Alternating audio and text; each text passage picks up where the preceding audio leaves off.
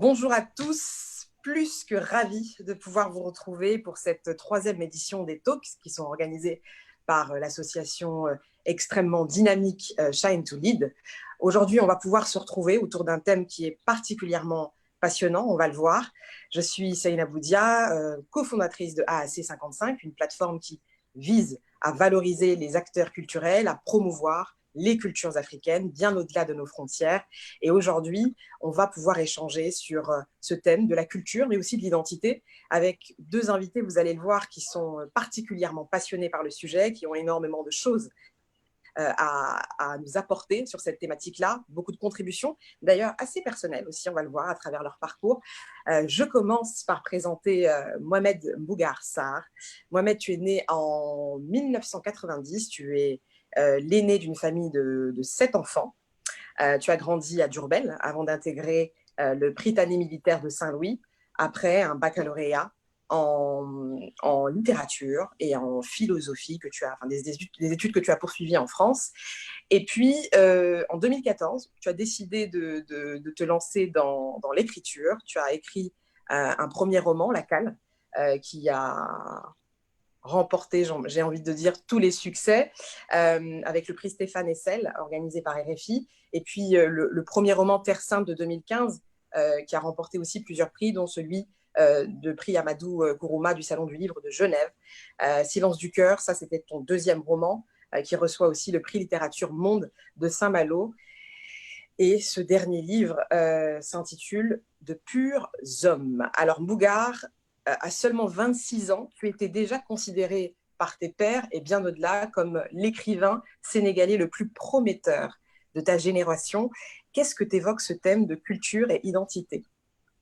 Alors, bonjour d'abord à toutes et à tous. Merci beaucoup, Seynabou, et merci beaucoup à Naye et à toute l'association Shine to Lead.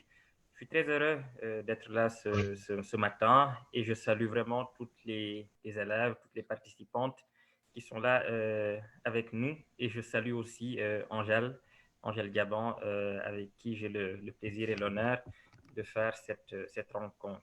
Alors, ce thème de culture et identité, disons que, pour le résumer très rapidement, on peut dire que c'est finalement deux grands piliers de ce que signifie aujourd'hui être un être humain, être un être vivant sur cette planète aujourd'hui. D'une certaine façon, on pourrait définir un homme ou une femme par sa culture et son identité, tout simplement. Alors, qu'est-ce que ça signifie plus précisément pour moi? Cela représente deux mots, enfin, je pourrais trouver deux synonymes que le président Léopold Sédar Senghor, poète également, utilisait beaucoup, l'enracinement et l'ouverture. Pour moi, les synonymes, c'est ça. L'identité, c'est l'enracinement, la culture, c'est l'ouverture aux autres cultures. Pour moi, pour le dire très simplement, c'est cela. On pourra développer tout à l'heure, mais c'est ainsi que je conçois mon activité d'écrivain. Mon identité, c'est ce que j'ai vécu au Sénégal, c'est mon enfance au Sénégal, c'est mon enfance à Diourbel, mon adolescence à Saint-Louis. Ça, c'est une part de mon identité. Et puis tout le reste, j'estime que c'est la culture. Ce sont les choses que j'ai acquises, les livres que j'ai lus, les rencontres que j'ai faites, jusqu'aux livres que j'ai publiés un peu plus tard. Donc pour moi, culture et identité peut avoir comme synonyme enracinement et ouverture. Voilà un peu ce que je voulais dire en entrée, et puis on discutera tout à l'heure avec toutes les participantes. Merci à toi, Mbougar. Alors, on continue avec notre deuxième invitée qui a accepté de nous rejoindre pour cette session, Angèle Diabon. Tu es l'une des réalisatrices qui a le plus marqué cette génération. Tu as été formée au Forum Média Centre de Dakar en 2003. Ensuite, tu es passée au FEMIS à Paris et à la Film Academy en Allemagne. En 2005, tu réalises ton tout premier film, Mon beau sourire, qui a été très remarqué et plusieurs fois primé. Tu as aussi enchaîné avec 4 documentaires qui sont particulièrement forts, dont le premier, celui qu'on ne présente plus, Congo, un médecin pour sauver les femmes, qui est finalement le premier film qui a été réalisé sur le docteur Denise Mukwege, qui est prix Nobel de la paix 2018 et qui est celui qu'on appelle le docteur qui a réparé les femmes. Et en discutant avec toi, on va voir que ça, c'est un élément peut-être aussi fort quand on parle de culture et d'identité. Comment est-ce que ces femmes ont vécu aussi ce traumatisme-là et comment est-ce qu'elles ont réussi à le dépasser. Tu passes à la fiction avec Ma coépouse bien-aimée, qui a été aussi prix du meilleur scénario au Festival Émergence du Togo. Mention spéciale au Festival Afrique Lab. Rapidement aussi, Un air de Cora, qui est ton dernier film, qui a été présenté au FESPACO 2019, qui est le meilleur court-métrage au Festigab du Burundi, au Women Film Festival du Rwanda également. Voilà, tu es vraiment une réalisatrice, une productrice particulièrement engagée. C'est la signature qui se démarque dans toutes tes réalisations. Je te retourne cette question. Qu'est-ce qu'évoque pour toi ce thème de la culture et de l'identité? Angèle?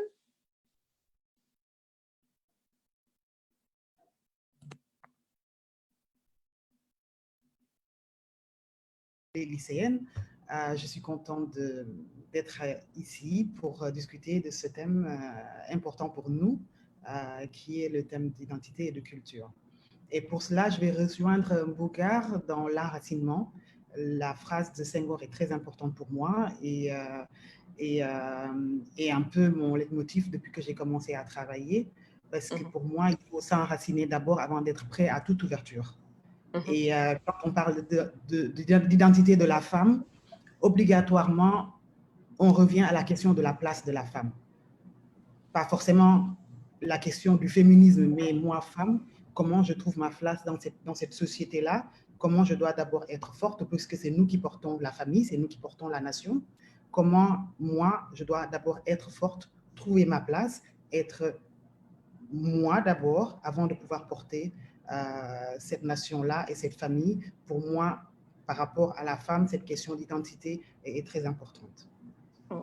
Est-ce que dans ton parcours, Angèle, ça a été toujours simple de pouvoir porter ce bagage culturel et en même temps de vouloir offrir au monde ton talent et l'expression de ce que tu as appris et de ce que tu voulais donner et partager aux autres à travers ton art? Et c'est pas toujours simple parce que je suis d'abord sénégalaise, ouverte au monde, et j'ai envie de parler de mon Afrique, pas seulement du Sénégal, et de parler d'une Afrique que je vis moi. Donc c'est une Afrique forte, c'est une Afrique émergente, c'est une Afrique sans complexe. Quand on grandit au Sénégal, par exemple, on n'est pas forcément confronté au racisme. On est sénégalaise, on est fier de l'être, le Sénégalais est fier, est beau et élégant, et on n'est pas en face de ce racisme-là, t'es noir, ou tu dis, oups, je ne suis pas noire, je suis juste Angèle. Or, quand on commence à travailler dans l'art et qu'on voyage dans le monde, on se rend compte de cette position-là qu'on a ailleurs. Et du coup, la difficulté est comment j'utilise mon art, comment je travaille, comment déjà dans l'ailleurs, j'arrive à être à l'aise comme je le suis dans mon pays en tant qu'Angèle, femme africaine noire. Et mis à part de trouver cette place-là ailleurs, c'est à l'intérieur, comment je fais pour sensibiliser sur ce que je vois de bien ailleurs.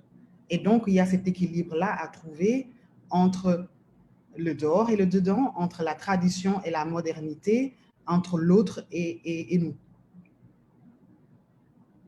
Donc, c'est un équilibre. C'est un équilibre à trouver.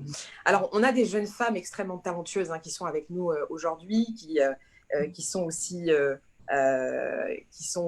celles qui font Shine to Lead et qui bénéficient de tout ce programme d'accompagnement en développement, en leadership. Merci à elles d'être avec nous. Je sais qu'elles ont aussi des questions, donc on va les aborder dans la seconde partie. Une des questions qui peut se poser, parce que parmi elles, nous avons des jeunes femmes qui viennent de Matam, qui viennent d'un petit peu partout au Sénégal, c'est comment est-ce que finalement, lorsqu'on est, et c'est ce qui vous caractérise tous les deux, Angèle et Mbougar, lorsqu'on est issu de la province, comment est-ce qu'on fait, comment s'est passée votre arrivée à Dakar ou en France, parce que vous avez été aussi amené à poursuivre des études à l'étranger. Comment s'est passé l'accueil? Comment s'est passée la gestion de la transition entre un environnement provincial qui est familier, qui est connu, à un environnement qui est peut-être aussi totalement différent. Comment vous avez vécu ça et quelle expression est-ce que ça a pris dans la suite de votre parcours de vie? Bougar, Je je te laisse commence. la parole. Oh, très bien. Mais écoute, alors, merci beaucoup, Seynabou. Pour ma part, cela s'est fait de façon assez naturelle, assez simple, pour la simple raison que j'estime que l'enfance est une période absolument fondamentale dans l'acquisition d'un certain nombre de savoirs, mais aussi du savoir-être, du savoir-vivre et de tout son ensemble de valeurs qui font qu'où qu'on soit et qu'où qu'on aille, après, on arrive à faire face au monde, à faire face aux autres, en tout cas à donner aux autres une sorte de respect qui fait qu'on a une chance de le recevoir en retour. L'éducation que j'ai reçue à Diourbel et ensuite à Saint-Louis, au Prytanée militaire, c'est deux éducations très différentes. D'abord, une éducation très familiale avec des parents qui étaient très présents et qui tenaient à ce que je réussisse, mais vraiment par des études. Mon père a été dans sa famille le premier à faire des études, donc pour lui, c'était extrêmement important. Donc, j'ai eu une enfance vraiment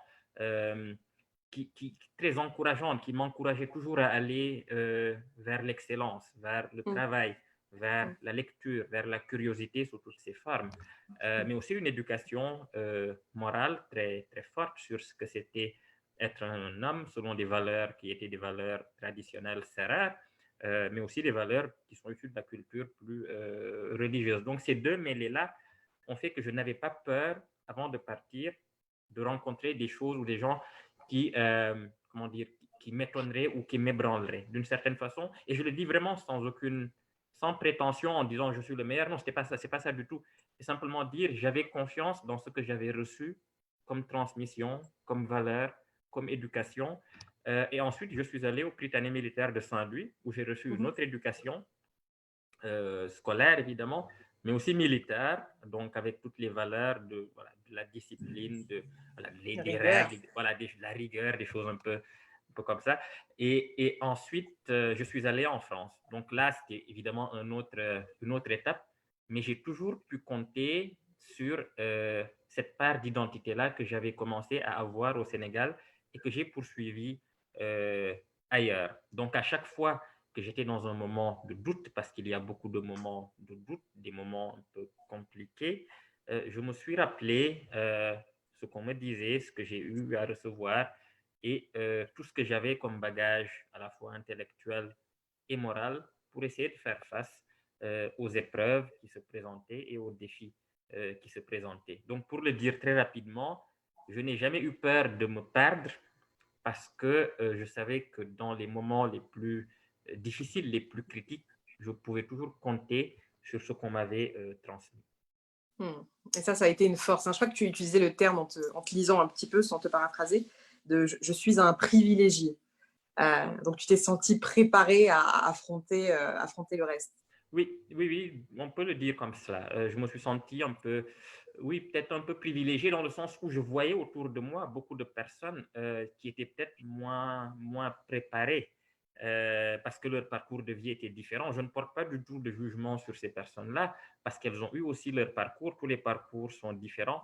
Mais le mien, mon parcours était celui d'un jeune homme à qui on a donné la chance et la possibilité de pouvoir toujours apprendre et de pouvoir compter sur cet apprentissage-là pour faire face à ce que la vie lui réservait comme expérience, comme surprise, bonne ou mauvaise d'ailleurs. C'est que c'est vraiment dans les deux sens qu'il faut prendre les choses. Qu'elles soient bonnes ou mauvaises, il faut toujours, je pense, s'appuyer sur ce que l'on a appris. Quand elles sont très bonnes, on les accueillir très bien, mais aussi avec énormément d'humilité, sans prétention, et ne jamais considérer qu'on est arrivé à un certain stade. Et puis, lorsqu'elles sont mauvaises aussi, considérer qu'il y a un pas nouveau à faire, et puis aller de l'avant en tirant évidemment les leçons de l'épreuve qui vient de passer. Voilà. Merci beaucoup, Mbougar. Angèle? Oui. Donc, pour moi, je dirais que le fait d'avoir grandi en région m'a donné un ancrage qui aujourd'hui m'a permis d'évoluer dans un métier qui n'est pas forcément toujours, en tout cas à l'époque quand je commençais en 2000, n'était pas forcément toujours facile pour la femme que j'étais, la jeune femme que j'étais. Donc, du coup, je pense qu'avoir grandi en région, comme je disais, m'a permis d'être ancrée, m'a permis de croire en ce que j'étais, mais aussi d'avoir une confiance et de me dire, si les autres y arrivent, je ne vois pas pourquoi moi, je ne peux pas y arriver. Ça, c'est vraiment une phrase qui m'a suivi tout au long parce que grandir à région, parfois, on peut voir la ville et les gens de la ville comme avec complexe, avec quelques complexes quand même, parce que ils auraient accès à une certaine culture, à une certaine modernité, à un certain urbanisme que nous, on n'avait pas accès en étant en région. Et en fait, moi, cette position-là, je l'ai plutôt transformée, en tout cas quand j'ai commencé à vivre à Dakar à l'adolescence, à partir de 14-15 ans, je l'ai transformée en force en me disant que moi, j'avais eu la chance justement d'être concentrée dans la lecture pendant mon enfance. Puisque là où j'étais, il n'y avait pas forcément beaucoup de loisirs, je n'avais pas le droit de sortir, on était plutôt enfermés. Et dans cet enfermement-là, c'était la lecture, c'était les bibliothèques, c'était le recueillement, et toutes ces choses-là, pour moi, ont participé. À l'époque, c'était de la frustration en me disant pourquoi je ne peux pas faire comme les autres.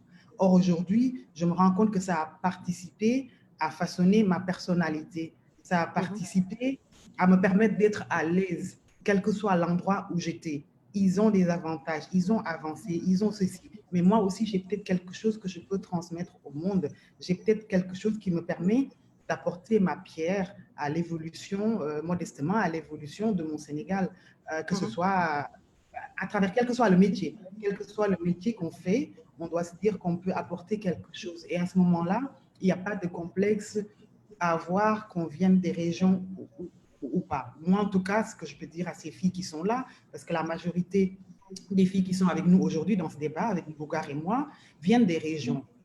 Et donc, elles sont l'avenir de ce Sénégal. Elles sont la force. Elles sont la base, en fait. Elles sont la base. Elles seront en tout, mais il faut qu'elles sachent qu'elles sont la base et la force de ce Sénégal-là. Comme Bougar et moi, on a pu puiser de là où on venait pour arriver là où nous sommes, que ce soit en France, que ce soit à Dakar, on a su profiter de ce que ces lieux-là nous apportaient en plus. Donc voilà. Alors, une question qui me vient, et puis après, on va vraiment passer à cette session d'échange. C'est des métiers qui ne sont pas forcément ordinaires. Culturellement, au Sénégal, le fait d'être réalisatrice quand on est une femme, je pense que ce n'est pas forcément la majorité ou l'évidence. Est-ce que ça a été quelque chose de facile à positionner, notamment vis-à-vis des proches. Un aspect aussi, si tu permets, que je me permets de partager, c'est que ton éducation a été marquée aussi par cet apprentissage religieux, puisque tu as évolué aussi dans un cadre où voilà, tu étais entourée de sœurs, etc. Est-ce que ça a été facile finalement de dire je veux devenir réalisatrice? Est-ce que c'était évident? Est-ce que tu peux partager un petit peu ces passages-là, parce que je pense que c'est important. Je crois que ça, c'est aussi un élément fondamental de notre culture, cette espèce de dilemme qu'on peut avoir, qui n'est pas forcément un dilemme d'ailleurs, ou qui ne doit pas l'être, entre religion et en même temps, volonté de s'imposer dans un choix de carrière qui peut paraître original. Mais ce n'était pas évident parce que je dis souvent, je pense d'ailleurs que je suis devenue réalisatrice pour cette soif de liberté et d'expression justement, puisque dans cet endroit, on n'avait pas forcément le droit de dire les choses comme on les pensait. Il y avait beaucoup d'interdits autour, mais en même temps, c'était des interdits pour nous permettre d'être des êtres forts, comme je disais aujourd'hui. Donc, ce n'est pas du tout une critique que je ferais, mais je dirais plutôt c'était pour nous cadrer, pour nous éduquer, bref, tout ce qu'on veut. Mais à un moment, quand on grandit, en tout cas moi, j'avais une forte envie de dire les choses comme je les sentais. Pas de les dire parce que ça arrangeait, ça arrangeait la religion. Donc,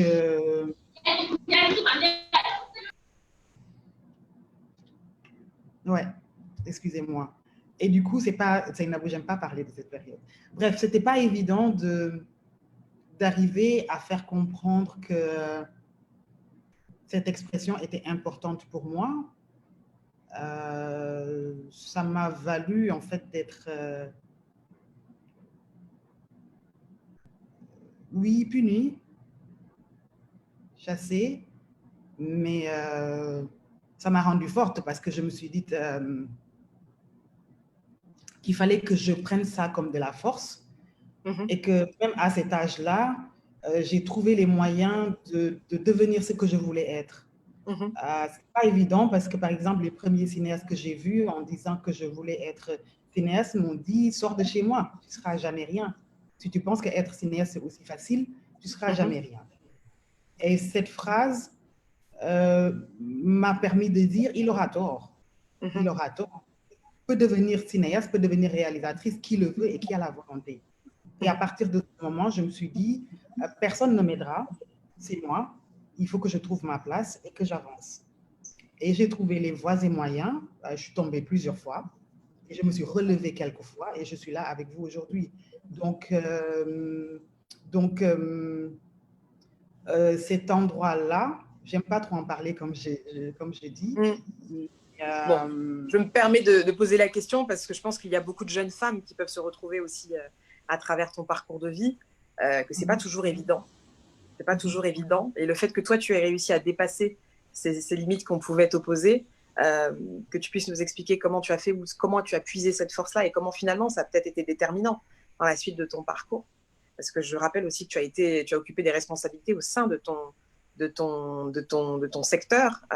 Tu as été présidente d'une association importante pour les droits d'auteur, pour le cinéma au Sénégal pendant plusieurs années, en étant femme dans un milieu où il y a 90%, pour ne pas dire 99% d'hommes, de s'imposer. Je pense que ça n'a pas été évident. Oui, mais je pense que ce qu'il faut retenir, c'est moins ce qu'on a vécu dans son enfance ou les obstacles. Je pense que ce qu'il faut retenir, c'est les fois où on se relève, en fait. Les fois où on sort grandi, des obstacles qui peuvent nous arriver dans la vie, parce que tout le monde vit des choses difficiles. C'est pas qu'un artiste qui peut vivre, tout le monde vit des choses difficiles. Et ça, il faut que les filles le sachent. Mais le plus important, c'est comment on rebondit. Comment on les dépasse. Voilà, comment on les dépasse. C'est pas la chute, il ne faut pas rester sur les chutes, sur les douleurs et tout ça. C'est comment on les dépasse et comment on en fait quelque chose qui nous permet d'être invulnérable, je ne sais pas, mais en tout cas de se construire sa carapace et de dire, OK, ça m'a blessé, je ne veux plus que ça me touche et je dois évoluer. Et puis, voilà. Merci beaucoup. Merci beaucoup, Angèle. Alors, je propose qu'on commence à prendre certaines des questions qui sont posées par nos jeunes femmes talentueuses. Je vais donner la parole et puis on reviendra naturellement sur cet échange-là, et puis peut-être essayer d'approfondir certains aspects, mais à l'aura de ce qui aura été posé aussi comme question. Zainab Diop, tu es en seconde S et tu nous viens de Ziguinchor. Est-ce que tu peux nous partager ta question? Bonjour Tata Seynabou. Merci de m'avoir donné la parole. Bonjour Tata Angèle, bonjour Tonton Bouga. Bonjour à toutes les filles. Je me nomme Seynabou Zainab Diop en classe de seconde S dans la région de Ziguinchor. Ma question est la suivante. J'ai constaté au Sénégal, nos cultures et nos identités sont bafouées. Quelles sont les solutions pour y remédier?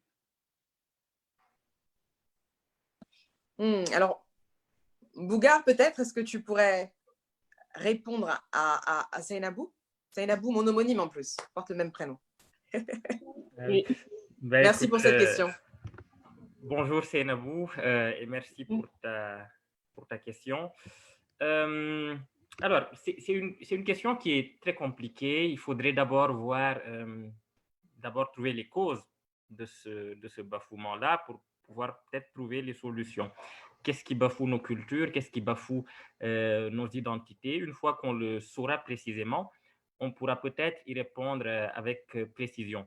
Mais il y a une chose, en tout cas, que je pourrais dire. Je crois qu'aujourd'hui, on confond beaucoup précisément les deux. On confond ce qui relève de la culture et ce qui relève de l'identité. Et je pense que c'est cette confusion-là qui fait qu'on n'arrive pas très bien toujours à voir clairement où nous allons. Pour donner un exemple très simple, ce qui relève de la culture, par exemple, disons ce qui relève de l'apprentissage qu'on fait du monde à partir de chez nous et que l'on fait petit à petit pour aller vers le monde. Pour moi, c'est ça la culture. Et bien ça, de plus en plus, ça entre en opposition avec ce qu'on considère être une identité qu'on ne doit pas toucher, qui doit être éternelle. Moi, je dis qu'une identité est toujours plurielle et qu'elle apparaît, qu'elle est d'autant plus forte qu'on arrive à la confronter à d'autres expériences, à d'autres identités et aussi à d'autres cultures. Peut-être qu'aujourd'hui, ce qui bafoue l'identité, c'est nous-mêmes, d'une part, qui ne comprenons pas que ce qu'on considère comme notre identité n'est pas quelque chose de figé, mais que c'est quelque chose qui bouge tout le temps et qui bouge parce qu'il y a des moyens de s'ouvrir à d'autres cultures et qu'il ne faut pas avoir peur de s'ouvrir à d'autres cultures parce que s'ouvrir à d'autres cultures, c'est une façon de dire j'ai confiance dans la culture que j'ai confiance dans l'identité que j'ai pour affronter ou pour dialoguer avec le monde. Je pense que ça, c'est l'un des problèmes. Et puis, l'autre problème, c'est peut-être la question de la transmission. C'est-à-dire que aujourd'hui, peut-être que beaucoup de personnes, des jeunes personnes en particulier, n'arrivent pas toujours à recevoir ce qui a fondé quand même beaucoup de sociétés, qu'il y a un problème dans la transmission, soit que les choses sont mal transmises, soit parce que ce qu'on transmet n'est pas toujours complet ou qu'on ne trouve pas la bonne façon de transmettre pour que les personnes, quel que soit leur âge, leur niveau, puissent bien comprendre les enjeux. Donc, il faut travailler encore sur l'éducation, travailler pour l'école et travailler pour que des structures comme Shine to Lead se multiplient à travers le Sénégal et que de plus en plus de jeunes de votre âge puissent avoir accès voilà, à des façons, d'autres façons de renforcer leur culture, de fortifier leur identité, mais de les ouvrir en même temps au monde. Donc, pour le dire très rapidement, c'est ce que je pense, mais peut-être qu'il y a d'autres précisions que tu voudrais apporter. Voilà. Merci beaucoup, Mougar. Angèle, tu es d'accord avec cette définition? C'est effectivement très important de différencier culture, d'identité et d'éviter les amalgames. Avec Mougar, je trouve qu'il a bien répondu, donc on peut passer à une autre question. Merci à toi. Alors, je me tourne vers Marthe. Marthe Ndiaye, tu es en première S2. Tu nous viens de la région de Tamba, d'où tu nous parles. Je te donne la parole et on t'écoute pour ta question. Bonjour tout le monde, je suis très honorée de prendre la parole.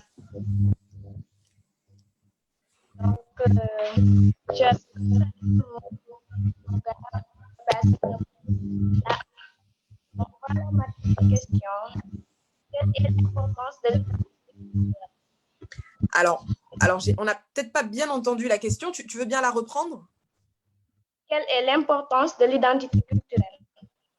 Quelle est l'importance de l'identité culturelle? Merci à toi, Marthe. Merci à vous aussi. Merci. Angèle? Oui, merci Marthe. J'espère que tout va bien à Tamba. L'identité culturelle, elle est la base de l'être humain. L'identité culturelle, c'est notre empreinte, c'est ce qui fait que nous sommes ce que nous sommes et qu'on pourra évoluer dans la vie et devenir chaque jour quelqu'un de meilleur. L'identité culturelle est cruciale et importante et primordiale. Donc, il faut savoir qui nous sommes, ce que nous sommes, d'où nous venons, l'accepter, en être conscient pour pouvoir bien évoluer dans la vie, en fait, être soi. Et aujourd'hui, vous êtes au lycée et c'est d'autant plus important de se ressourcer et de savoir, en tout cas, de réfléchir sur ce que vous êtes, ce que vous voulez être et ce que vous pouvez être, parce que vous allez passer à l'université dans 1 an, 2 ans. et voilà, donc l'identité pour moi, c'est la base de ce que nous sommes. Donc c'est ce que je peux dire à Marthe. Merci, Angèle. Merci beaucoup. On continue à voyager et nous voilà à Kafrine avec Fatou Seignane qui est en seconde S. Fatou, nous t'écoutons. Bonjour. Bonjour, Fatou. Bonjour. Bonjour. Merci à vous, Tata Seynabou, de m'avoir donné la parole. Mais aussi merci à Tata Angèle et Monsieur Mougar de nous avoir donné cette opportunité. Je me nomme Fatou Seignane et je suis de la région de Kafrine. Ma question est la suivante. Pourquoi dit-on que la culture est importante dans un pays? Ah, ça, c'est une question super intéressante. Merci aussi pour cette question-là. Donc, toutes vos questions sont très pertinentes. Mbougar, je me tourne naturellement vers toi parce que je sais que tu as été aussi très engagé, Oui. très militant. Et je pense que tu pourrais parfaitement nous éclairer sur l'importance de la culture pour une nation, pour un pays. Oui, bien sûr. Merci beaucoup, Seynabou. Et merci surtout, Fatou Seignane, pour ta question qui est en effet fondamentale. Alors, pourquoi est-ce que la culture est importante, voire essentielle dans un pays? C'est d'ailleurs un prolongement avec la dernière question à laquelle Angèle a répondu parfaitement. Je crois qu'un pays sans culture est un pays en réalité qui n'existe pas. Parce que la culture, c'est aussi la preuve que le pays a existé depuis très longtemps et il y a quelque chose qui s'est transmis à travers l'histoire. La culture, c'est la preuve qu'un pays a traversé une histoire et qu'il existe donc dans l'histoire. Pour le dire très simplement, si on enlève, par exemple, la culture au Sénégal, si on enlève la culture qui nous vient du sud, la culture des Sérères, la culture des Alpulaar, si on enlève simplement ce qui fait la culture, les cultures du Sénégal, eh bien, le Sénégal n'existe pas. C'est une outre qui est vide, c'est une sorte de récipient comme ça qui n'existe pas, qui est complètement vide. Il y a une définition qu'on donne souvent de la culture qui est très célèbre. On dit que la culture, c'est ce qui reste lorsqu'on a tout oublié.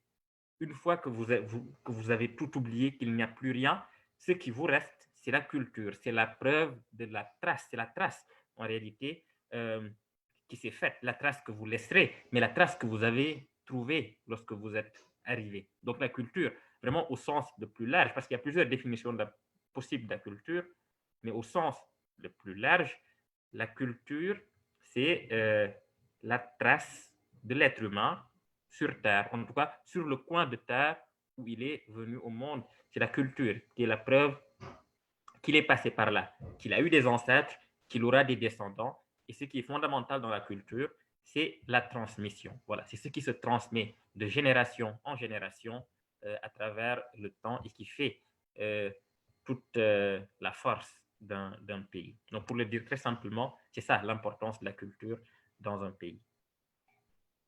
Merci beaucoup, c'est ce qui nous unit. Exactement. C'est ce qui nous renforce. Alors du coup, Aïssata Nian, on revient à Dakar, la capitale. Je voulais rajouter un mot sur la culture. Oui. Parce que ça me fait penser, sa question me fait penser à Senghor. Parce que Senghor, à son époque, il avait beaucoup investi dans la culture, c'est-à-dire il choisissait les élites du pays pour leur envoyer, dès que quelqu'un avait un talent, qu'il présentait un talent chez quelqu'un, il l'envoyait à formation, mais la condition c'était de revenir au Sénégal et travailler. C'est comme ça que les manufactures de Thiès ont été créées. C'est comme ça que l'école Moudra Afrique a été créée. C'est comme ça que le Théâtre national Daniel Sorano a été créé. Et toutes ces grandes institutions culturelles qui ont été créées et dans les années 60 ont été faites dans un sens où Senghor se disait, pour qu'une nation soit forte, il faut que sa culture soit forte. Il faut qu'elle soit capable de faire rayonner sa culture dans l'international. Et c'était aussi pour ça que Sékou Touré aussi faisait de la Guinée un espace culturel dans son ensemble où il y avait N ballets de la Guinée qui voyageaient partout pour montrer la culture, la culture de la Guinée ou la culture sénégalaise. Donc, une forte culture et porte les nations, en fait, les grandes nations. On le voit avec les États-Unis et leur cinéma, ou la France avec leurs musées et les arts visuels. C'est une façon aussi d'influencer le monde.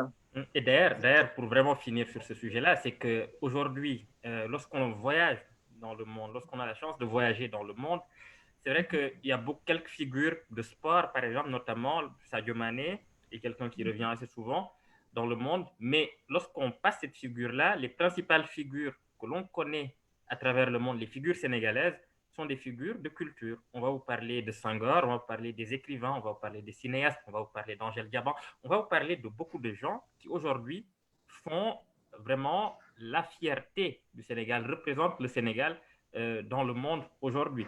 C'est aussi la preuve de ce qu'est l'importance de la culture aujourd'hui. C'est l'un des porte-étendards, l'un des drapeaux les plus forts pour un pays dans le monde aujourd'hui. Et moi, ça me fait toujours plaisir lorsque je dis quelque part dans le monde, je viens du Sénégal, les gens me diront « Ah, c'est le pays de… » Et ensuite, ils rajouteront un nom d'un écrivain, d'un cinéaste, d'un rappeur, ou en tout cas d'une personnalité du monde de la culture, et ça me rend toujours extrêmement fier. Merci beaucoup.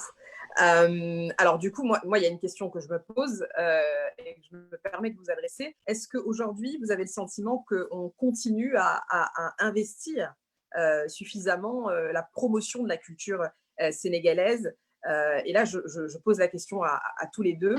Et si ce n'est pas le cas, quelles seraient les actions, peut-être pas toujours issues du public, parce que même si c'est un élément qui fédère tout le monde et qui est constituant même de la nation, comment est-ce qu'on peut davantage valoriser notre patrimoine culturel, notre identité culturelle?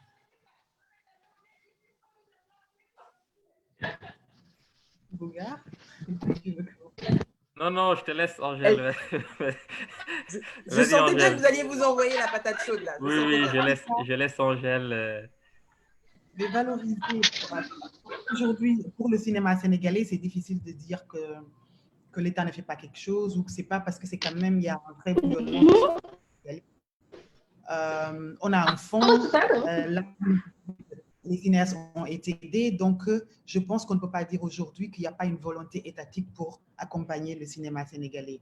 Et on voit, il y a eu un creux où à un moment, on n'avait même pas de long métrage par an. On arrivait, où on restait 2-3 ans sans qu'il y ait un long métrage sénégalais. Aujourd'hui, je pense quand même qu'il y a une jeune génération, des cinéastes qui sont très dynamiques et que chaque année, on a un grand film sénégalais, que ce soit un court métrage ou que ce soit un long métrage. Donc, sur le plan cinématographique, je trouve qu'il y a une évolution qui est plutôt ascendante et positive et assez lumineuse, je pense. Après, on parle ici de la culture sénégalaise en général.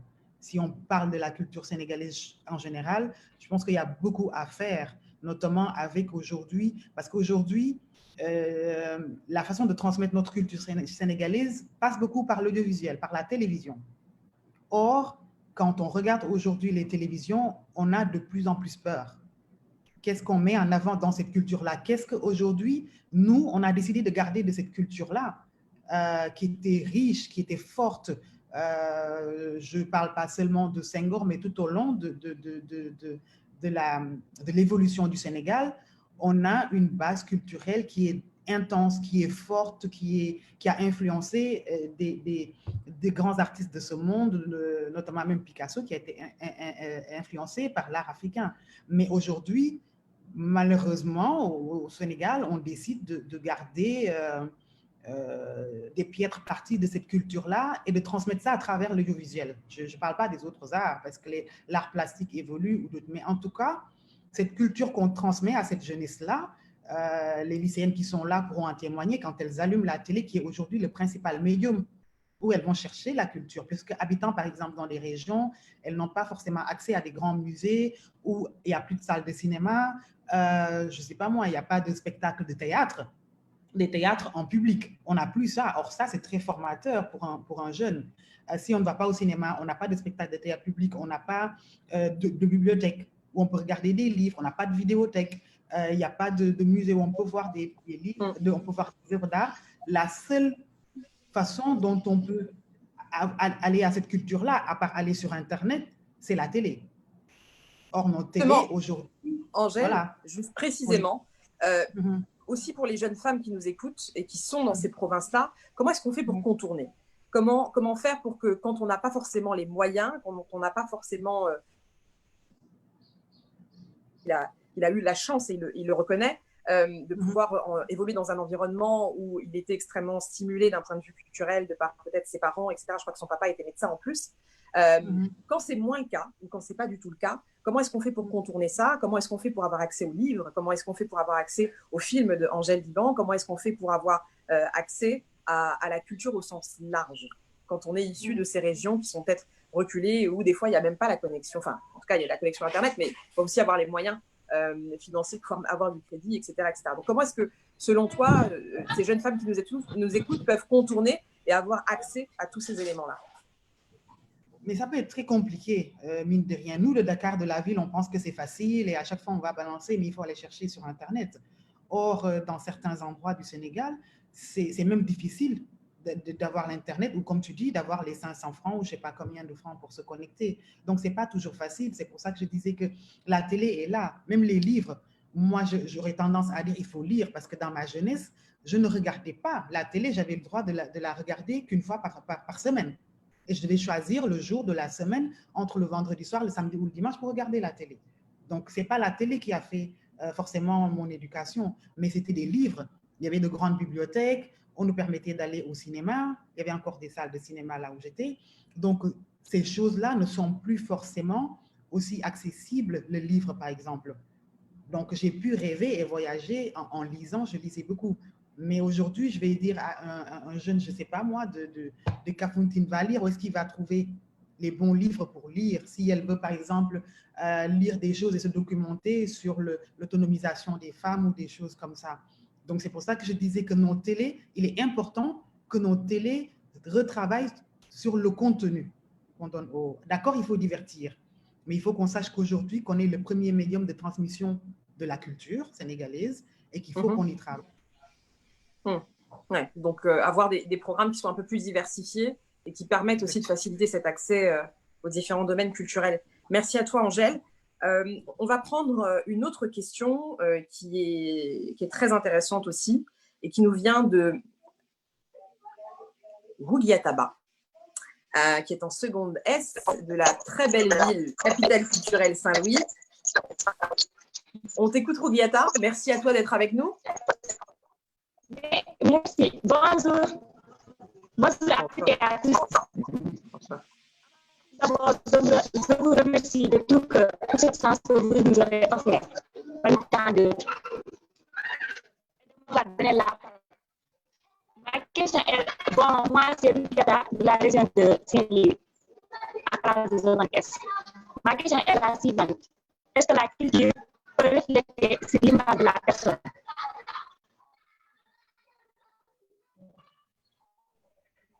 Vous m'entendez? Pas très bien. Pas très bien. Je vais reformuler la question.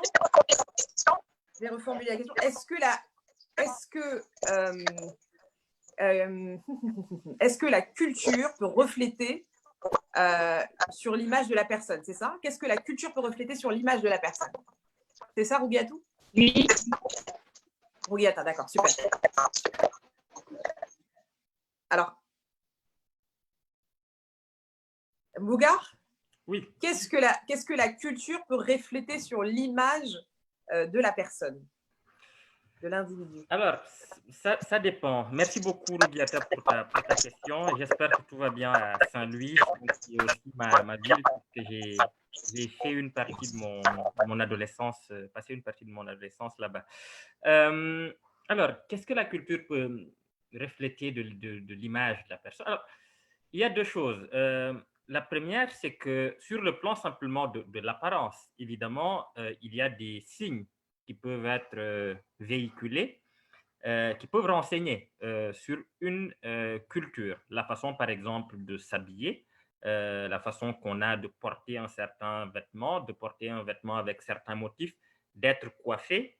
Ce sont des éléments qui, d'ailleurs, étaient utilisés dans beaucoup de cultures et sont encore utilisés dans beaucoup de cultures pour refléter, donner, par exemple, une indication sur le lieu ou l'origine de la personne ou sur le stade où cette personne en est de son expérience. Selon le fait, par exemple, si c'est une jeune fille qui n'est pas encore mariée ou si c'est une femme mariée, la façon dont elle est coiffée peut donner une indication.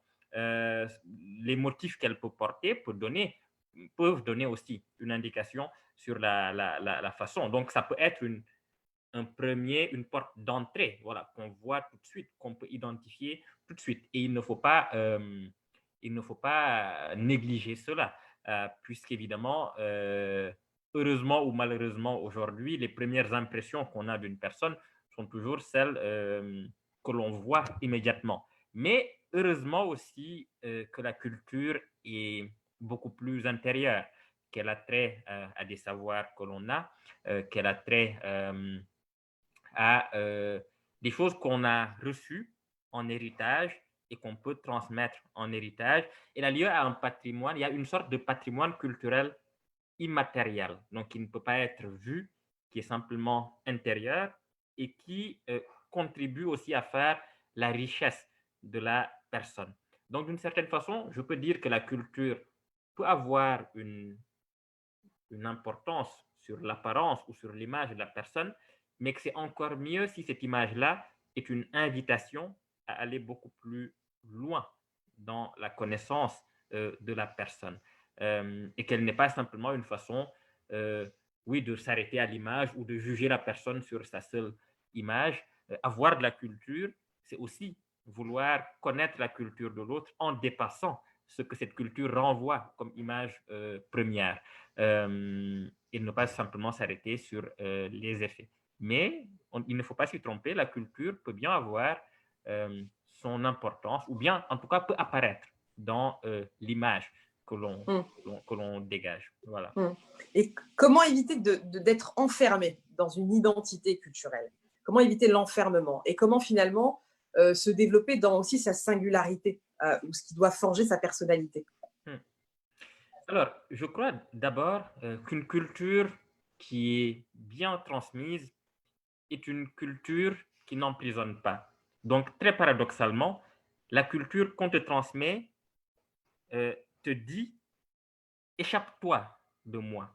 Pour moi, c'est ça la quintessence d'une culture. C'est quand quelque chose qu'on te donne te dit au même moment « vas-y, échappe-toi de moi » ou en tout cas « libère-toi de moi ». Ça dit que la culture est toujours aussi, je crois, un encouragement à aller vers d'autres cultures.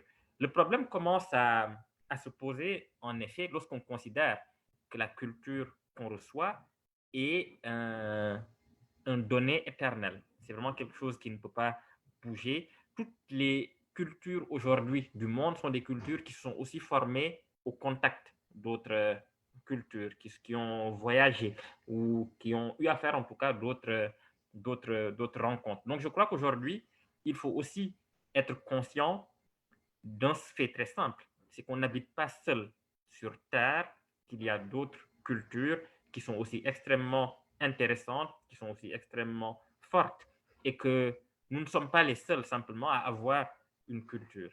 Et évidemment, toute la question, tout l'enjeu pour chacun, c'est d'arriver à installer une sorte de dialogue des cultures, de vivre dans le dialogue des cultures. Et ça, je pense que c'est à un niveau individuel, évidemment, chacun doit être conscient de cela, il doit dialoguer avec d'autres cultures, mais c'est aussi à un niveau collectif, plus politique, par l'éducation, par l'école, et aussi par une pédagogie de la culture qui doit aussi pouvoir apparaître dans les médias et à la télé notamment, comme le disait Angèle tout à l'heure, en diversifiant l'offre des programmes. Alors, on va essayer de prendre aussi les autres questions. Il nous en reste quelques-unes qui sont aussi très intéressantes. L'une d'entre elles, c'est celle de Rougiatou Kontei, qui est en première S1 à Dakar. Rougiatou, nous t'écoutons. Merci d'être avec nous. Et merci d'accepter de nous partager tes interrogations.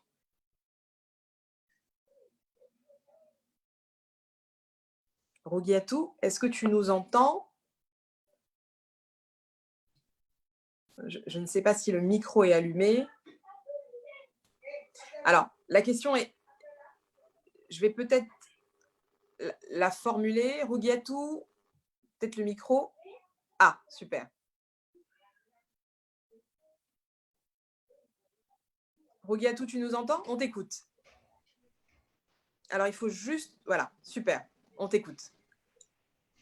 Ah.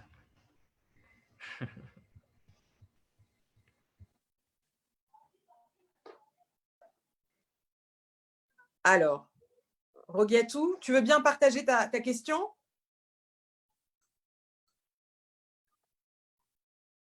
J'ai l'impression qu'elle entend.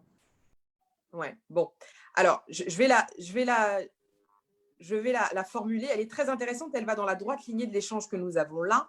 Rogiatou nous demande comment éviter, et là je vais m'adresser tout particulièrement à Angèle parce que finalement ce que tu fais a une dimension très universelle.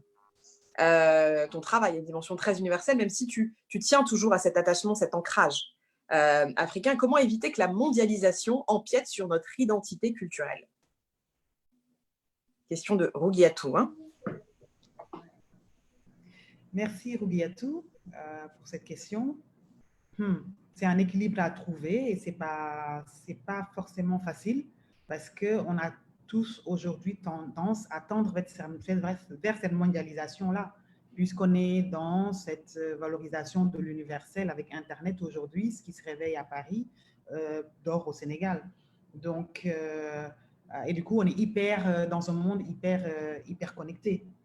Mais je pense que le challenge, justement, c'est de se dire, je peux être Angèle, sénégalaise, ancrée, mais tout aussi pouvoir parler à une personne de la Nouvelle-Zélande et lui toucher et qu'on soit sur la même longueur d'onde, sur le thème que je suis en train de traiter, ou même si on n'est pas sur la même longueur d'onde, qu'il puisse comprendre et recevoir ce que je suis en train de donner ou de partager sur ma culture, qu'avec sa culture, de sa position, de son continent, qu'il puisse aussi être au diapason avec ce que je transmets. Et c'est un vrai challenge dans nos documentaires ou dans nos fictions, c'est de parler d'abord, même quand on parle d'abord, par exemple dans ma co-épouse bien-aimée, on parle de la polygamie, du Sénégal, ça peut être un traitement très sénégalo-sénégalais, mais comment faire en sorte que parler d'une chose qui est très, très sénégalais puisse faire écho au monde. Donc, c'est une femme qui aime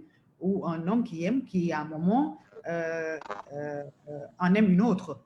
Et ça, c'est un sujet universel, qu'on soit polygame ou qu'on soit monogame, qu'on soit français, américain, sénégalais, ça peut parler à tout le monde. Donc, ce n'est plus une question de polygamie, c'est une question de relation entre deux êtres, de relation amoureuse entre deux êtres. Et c'est là où c'est important de trouver des dosages pour traiter nos thèmes. Et souvent, quand je vais au Congo, moi, sénégalaise, je vais aller au Congo pour parler du docteur Mukwege, comment trouver l'équilibre pour que ça parle au monde entier, en fait. Merci beaucoup, Angèle. Et donc, le pendant de la question, hein, je pense, de Rogiatou, c'est aussi comment est-ce qu'on fait pour ne pas être complètement... Ça, c'est culturel. Désolée.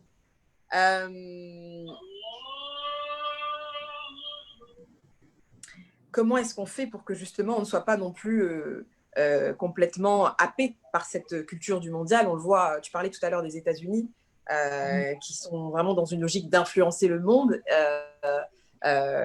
Tous ces États coloniaux, enfin en tout cas toutes ces politiques coloniales, notamment françaises, qui ont consisté à essayer j'allais dire, d'imposer aussi une culture de l'assimilation, etc. Comment est-ce qu'on fait pour se préserver de ça et au contraire être suffisamment fort pour continuer à diffuser, à partager cette culture africaine au reste du monde? J'ai envie de dire, c'est être conscient de notre culture, de la force de notre culture, l'aimer profondément et se dire que l'Américain n'est pas mieux que moi, n'a pas une plus grande culture que moi, malgré sa cinématographie très forte, malgré sa richesse, malgré son ouverture et malgré sa puissance dans le monde. Elle n'a pas une culture plus forte que la mienne. Je suis sénégalaise et je dois me dire que ma culture est la meilleure du monde. Mon Sénégal est le meilleur pays du monde. À partir de là, aucune culture ne doit venir m'envahir. Elle doit m'enrichir. Elle doit me fortifier, mais elle ne peut qu'à m'envahir. Et puis éviter, je pense aussi, la logique de la hiérarchisation, puisque toutes les cultures finalement se valent, mais il faut qu'on ait cette capacité à pouvoir à chaque fois aussi aller tirer le meilleur de ce qu'on peut trouver ailleurs en étant conscient de ce qu'on est. C'est ce que tu dis aussi. Merci beaucoup. On va prendre deux dernières questions. Alors, la première, c'est celle d'Aminata Diao, qui est à Matam, qui est en seconde S, donc une scientifique. Aminata, nous t'écoutons. Bonjour, c'est Aminata Diao. Je suis très ravie d'être parmi vous. Je suis de Matam, dans ce village du nord d'Anyamachode, au lycée des Anyam. Ma question est la suivante. En quoi le déracinement et l'abandon de sa culture peuvent-ils influencer sur notre identité? Merci beaucoup, Aminata, pour cette question très pertinente. Seynabou, tu peux me reprendre, s'il te plaît? Oui, alors, c'est en quoi, Aminata nous demande en quoi le déracinement et l'abandon de sa culture peuvent-ils influencer notre identité? Oui, bon, je réfléchissais parce que c'est une question hautement philosophique. Ça te parle, ça? Existentielle, très, très compliquée. En tout cas, merci beaucoup, Aminata. Et j'espère là aussi que tout va bien chez mes amis Alpulaar qui doivent avoir faim parce que je crois que c'est l'heure qui. Voilà. Même si Seynabou, je la vois sourire, là, elle doit avoir faim. Alors, le déracinement, la réalité, c'est que moi, j'ai toujours considéré qu'un homme n'est pas une plante et que même s'il a des racines, les racines ne sont pas ceux qui doivent l'attacher à la terre. Je pense qu'un homme a des pieds, qu'il se lève, qu'il marche, mais qu'il sait toujours d'où il vient. Pour moi, le pire des déracinements, c'est en effet de ne plus savoir d'où l'on vient. C'est-à-dire qu'on est dans le monde comme ça, mais qu'on est une sorte de... Vous êtes des scientifiques, donc vous connaissez la physique. C'est quand on est un atome, qu'on qu'on est comme ça en circulation, mais qu'on n'a plus du tout d'attache. Ça peut être très compliqué parce qu'on va très vite se rendre compte que où qu'on aille dans le monde, les gens sont quand même assis sur un certain socle. C'est-à-dire que toutes les autres cultures sont déjà prises. Et même si vous arrivez à vous intégrer, que vous aimez d'autres cultures, il y aura peut-être toujours une sorte de manque profond sur votre culture d'origine. Après, ce que je dis là est évidemment relativisable. Il y a des gens qui sont parfois obligés de partir de leur pays, de quitter très jeune leur culture d'origine et de se créer d'autres cultures ailleurs. Donc, c'est pour ça que je disais que c'est une question très compliquée à laquelle il n'est pas simple de répondre par oui ou non en disant que non, c'est grave d'être déraciné ou non, au contraire, ce n'est pas grave d'être déraciné parce que les trajectoires font que parfois, on est obligé de se recréer d'autres cultures. Mais je crois que quand on a la chance d'avoir une culture ou une identité d'origine assez forte, il faut tout faire pour en garder ce qu'il y a de meilleur pour la proposer au monde et la proposer à ce que le monde a de meilleur. Donc, d'une certaine façon, on en revient encore une fois à l'enracinement et à l'ouverture. Pour moi, c'est ça l'idéal. Mais il y a des personnes, il y a des cas de figure où on a du mal à être enraciné, où on n'a pas la chance d'être enraciné. Dans ce cas-là, il faut tout miser sur la capacité à se recréer par le génie individuel qu'on a et l'ouverture qu'on a une culture ailleurs. Mais dans tous les cas, dans les deux cas, rien n'est facile et c'est toujours une lutte. Voilà. J'aime bien cette phrase, la capacité à se créer, à se développer par son génie individuel. Ça sonne comme une invitation. Merci à toi, Bougar. On a une dernière question qui nous vient de Yacine Sek, qui, elle, est à Saint-Louis. On y revient, cette ville qu'on aime tant et qui est si métissée et qui est issue de ce brassage, justement, multiculturel. Quelle est la cause de la perte? Alors, est-ce que Yacine est là? ce serait encore mieux si elle pouvait formuler elle-même la question qu'elle voudrait vous poser. Yacine, tu nous entends? Bon, bonjour Yacine, on t'écoute.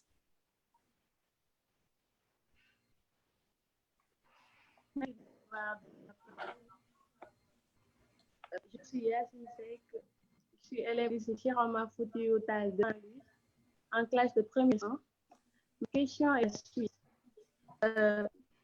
À cause de la d'identité observée au Sénégal de nos jours.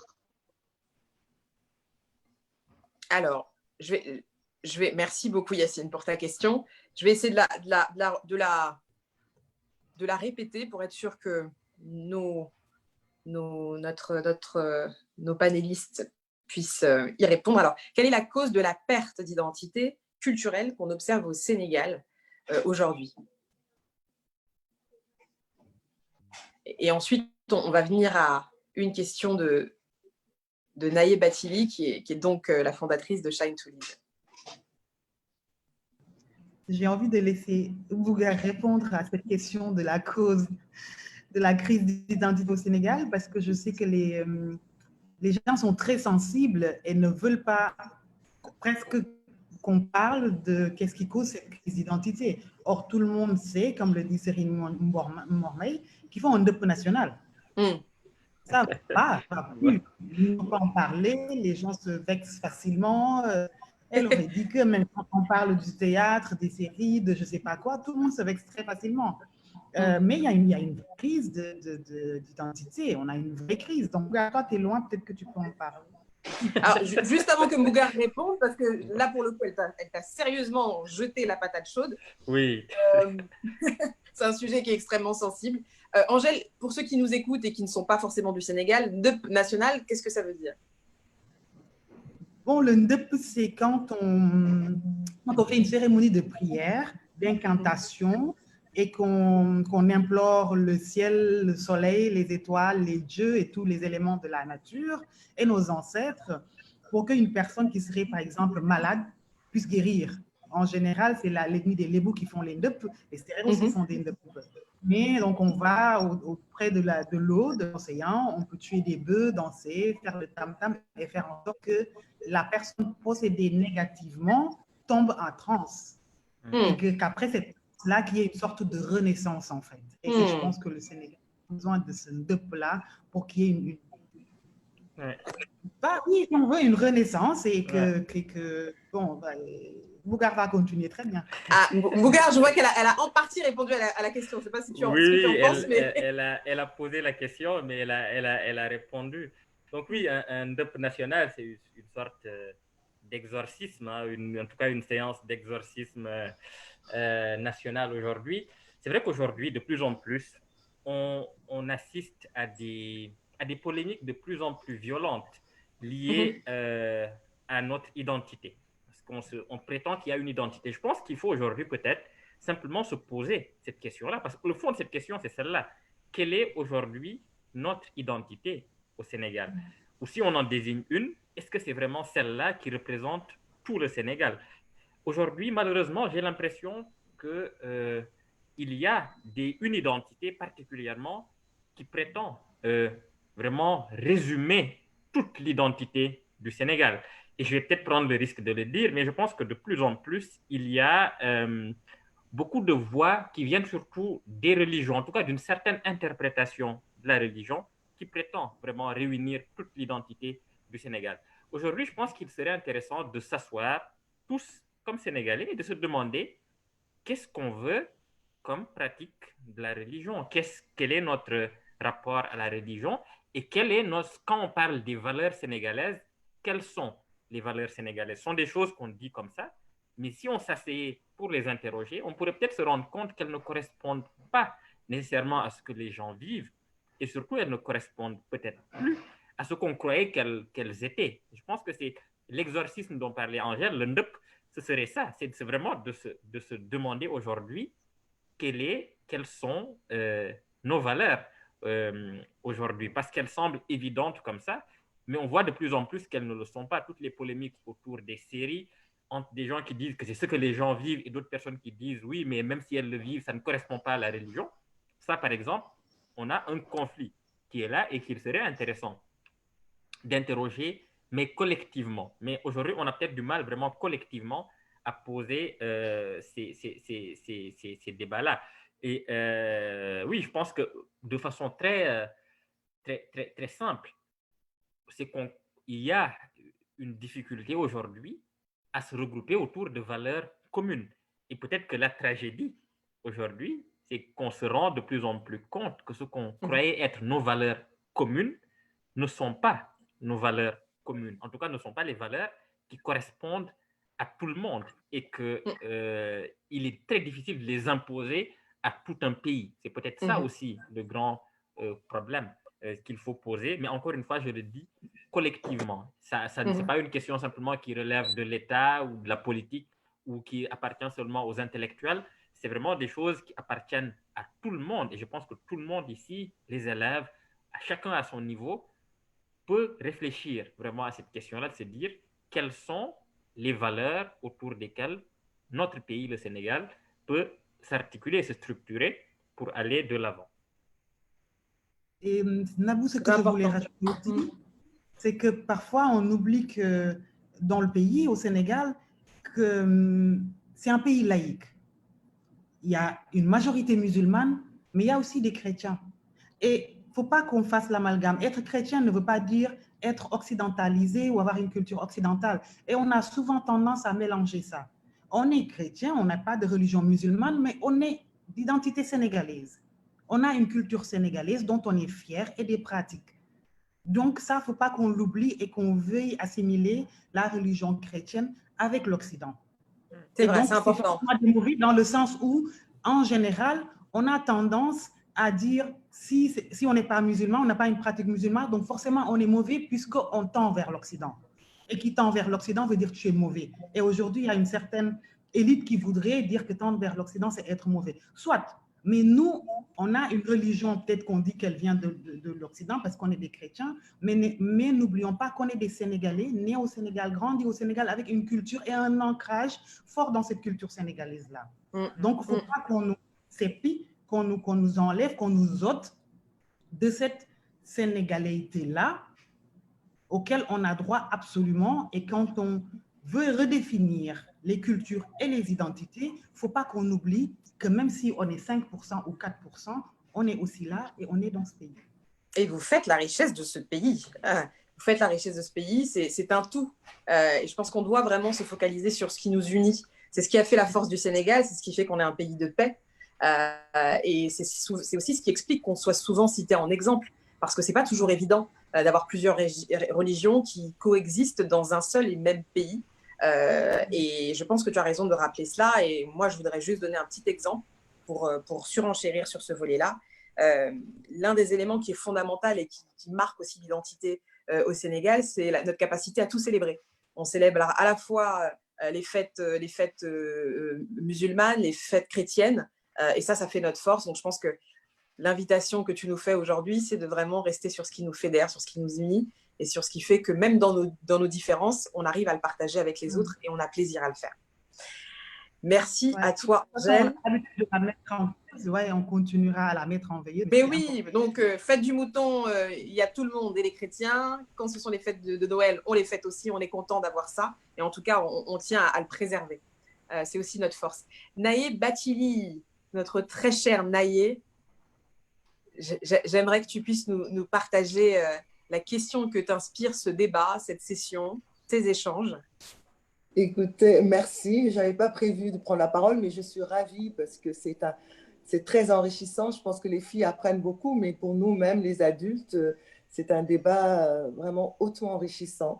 Je dirais, et c'est une question que je pose finalement de la part des filles, je pense à vous toutes et j'aimerais que Angèle l'a un peu abordé, Angèle et Mbougar nous disent, quand on habite en banlieue, quand on habite dans les régions, qu'on n'a pas accès à des bibliothèques, à des librairies, qu'on n'a pas forcément les moyens d'acheter des passes Internet pour voir ce qui se passe, pour s'imprégner d'autres cultures, comment finalement arrive-t-on à se cultiver en étant un peu isolé et sans avoir les moyens de la culture, de se cultiver? Parce qu'on a souvent tendance à penser que la culture est un luxe.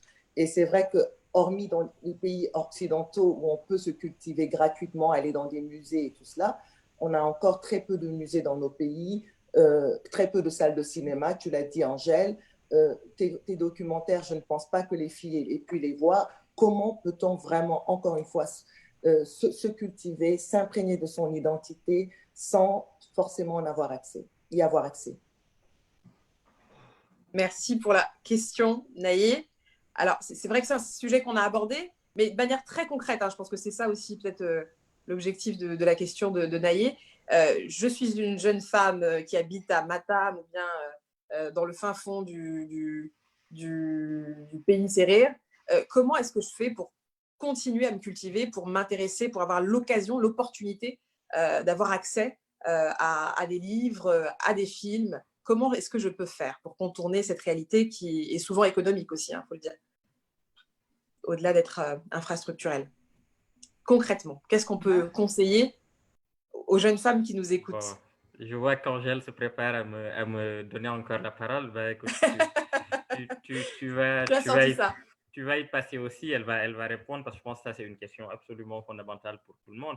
Alors, pour le dire très rapidement, je pense qu'il y a deux volets à cette question-là. Il y a évidemment le volet politique, c'est-à-dire que là, pour le coup, il faut vraiment que l'État du Sénégal puisse prendre en charge l'accès à la culture pour tout le monde. Donc, il y a un volet là qui ne dépend pas vraiment de nous comme individus, mais collectivement d'un État qui doit décentraliser la culture, la sortir de Dakar et vraiment la propager, la distribuer dans les régions. Ça, c'est absolument fondamental. Construire des bibliothèques, réhabiliter les salles de théâtre, les salles de cinéma, et puis promouvoir vraiment toutes les activités locales, parce qu'il y en a, malgré tout, même dans les zones les plus éloignées, la culture est toujours présente partout. Elle est une cendre qui ne demande qu'à devenir une braise et un feu. Et là, il faut que les gens soient aussi curieux, que tout le monde soit curieux pour essayer d'aller vers les endroits où on est, il y a la possibilité de faire quelque chose. Et si cette chose n'existe pas, il faut la créer. Ce qui m'amène à mon deuxième point, qui est que finalement, le rapport qu'on a avec la culture est aussi un rapport mental. C'est-à-dire qu'il ne faut pas croire qu'il y a une culture qui n'est pas pour nous. Parce que c'est ça qui finit par par produire cet effet-là, qui fait qu'on se dit, de toute façon, ce n'est pas pour moi, c'est trop éloigné de là où je suis, je n'ai pas accès à ça, donc non, je ne fais même pas d'effort. Constater que l'accès est difficile est une chose, travailler pour être prêt à aller à ces endroits-là s'ils sont disponibles, ça c'est une autre chose. Donc je pense que mentalement, chacun doit être prêt à se dire la culture est pour moi, elle est là pour moi et il n'y a rien qui me soit interdit. Il n'y a pas de culture qui soit une culture pour les gens très instruits, une culture qui est très éloignée de ce que je vis, etc. La culture est pour tous et tout le monde doit être dans l'état d'esprit. C'est vraiment une sorte d'état d'esprit là qu'il faut travailler à se dire je suis prêt à aller à la rencontre de toute culture. Ça, c'est une chose. Et puis la deuxième chose, c'est de mettre la pression toujours sur l'État, faire des demandes à sa mairie, par exemple. Toujours, il ne faut pas oublier non plus qu'on est citoyen et qu'on a la possibilité d'agir sur nos décideurs politiques. Il faut de l'abnégation, de la détermination. Ce n'est pas facile, c'est vrai, mais c'est possible toujours de réclamer beaucoup plus de disponibilité et d'accès à la culture. Alors, moi, si je peux me permettre, je vais peut-être compléter aussi cette réponse-là, parce que c'est aussi une des ambitions de AAC55, c'est clairement de démocratiser l'accès à la culture et faire en sorte que ça ne soit plus réservé à une élite. Et peut-être lancer une invitation aux jeunes filles qui sont avec nous aujourd'hui en leur disant, mais pourquoi pas vous réunir et vous dire, tiens, une fois par mois, dans mon quartier, je vais proposer un livre que j'ai lu, partager mon expérience de ce bouquin-là, essayer de susciter un débat entre nous. Je crois qu'il ne faut pas attendre. Moi, si j'ai peut-être un message à passer, aussi issu de mon expérience personnelle, c'est qu'il faut oser initier les choses. Il ne faut pas attendre, parce qu'on est bien conscients tous et toutes que si on attend l'État, pas grand-chose va se faire. Et Mbougar, tu as raison de rappeler que c'est aussi de la responsabilité de l'État d'offrir un accès qui soit large à tous, à la culture. Mais je crois qu'il ne faut pas attendre. Donc peut-être que Zainabou ou bien que Rodiatou peut décider de dire, bah, tiens, moi, ce mois-ci ou cette semaine, je vais lire ce bouquin-là et je vais organiser une session où on va échanger avec peut-être des amis, peut-être des personnes qui seraient intéressées, communiquer là-dessus et proposer ça, parce que c'est aussi ça, une manière de pouvoir être dans l'action et de contribuer à partager cette culture-là. C'est aussi l'initiative. Pourquoi ne pas demander à Angèle, Naé, c'est une invitation, ça peut être porté par Shine to Lead, de venir projeter l'un de ces films dans une des villes où Shine to Lead est représenté. Ça pourrait être une initiative qui contribue à diffuser et à avoir accès à cette culture-là. Une intervention dans une des écoles, vous êtes toutes lycéennes, donc peut-être que ça peut être ça aussi, venir présenter, partager son travail. Mougar, tes écrits qui sont absolument denses, extraordinairement denses et qui nous interrogent énormément.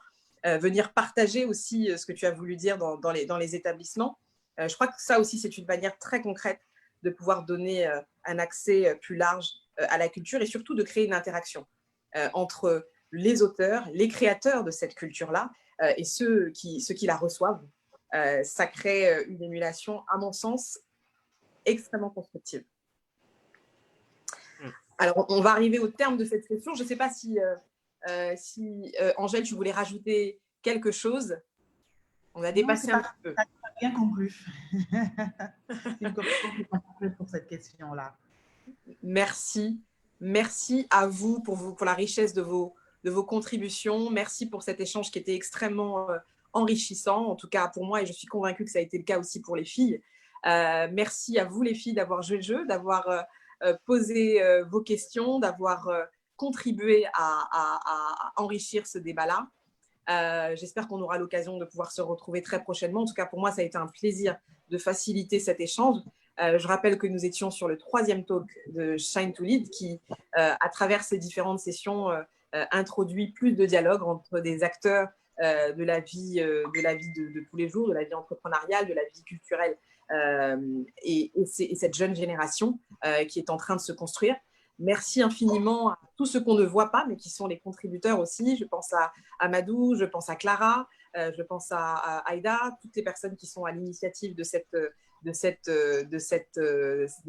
sessions, de ces talks, et naturellement sous la houlette de Naé Batili, que je félicite encore au passage, vraiment, pour cette initiative qui est formidable, qui est nécessaire et qu'il nous faut soutenir avec force.